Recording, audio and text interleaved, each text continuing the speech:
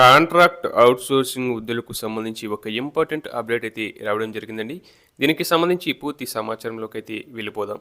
మున్సిపాలిటీల్లో అవుట్‌సోర్సింగ్ విధానంలో పనిచేస్తున్న computer operators, work inspectors, drivers, water supply, bill collector, sanitary జవాన్, శానిటరీ ఇన్స్‌పెక్టర్ల వేతనాలను తగ్గిస్తూ ప్రభుత్వం విడుదల చేసిన జీవోను ఉపసంహరించుకోవాలని, లేని పక్షంలో ఉద్యమం చేపడతామని మున్సిపల్ కార్మిక సంఘం రాష్ట్ర ప్రధాన కార్యదర్శి వనంపల్లి జైపాల్ రెడ్డి హెచ్చరించారు.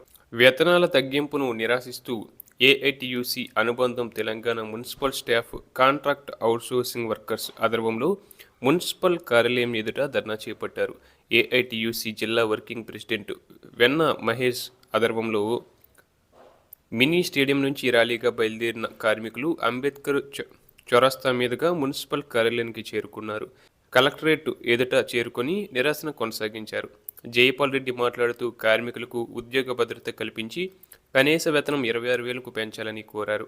రాష్ట్ర ఆఫీసు బేరర్స్ ఎండి ఉస్మాన్, మున్సిపల్ సంఘం జిల్లా అధ్యక్షుడు మేసు సతీష్, ప్రధాన కార్యదర్శి బాలే అజయ్ కుమార్, సత్తయ్య, మీనయ్య, రాజేందర్, రాజేష్, కొండా రమేష్, వాణి, అనంత, సుగుణ, పద్మ తదితర ముఖ్య నాయకులు పాల్గొన్నారు.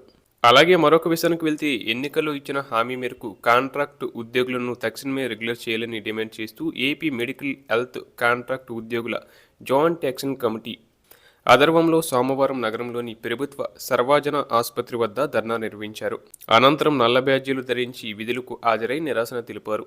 ఈ సందర్భంగా జేఏసీ జిల్లా చైర్మన్ శరత్బాబు మాట్లాడుతూ వైద్య శాఖలో కాంట్రాక్ట్ పద్ధతిలో పనిచేస్తున్న నర్సులు, ల్యాబ్ టెక్నీషియన్లు, ఇతర పారామెడికల్ సిబ్బందిని రెగ్యులర్ చేయాలని డిమాండ్ చేశారు.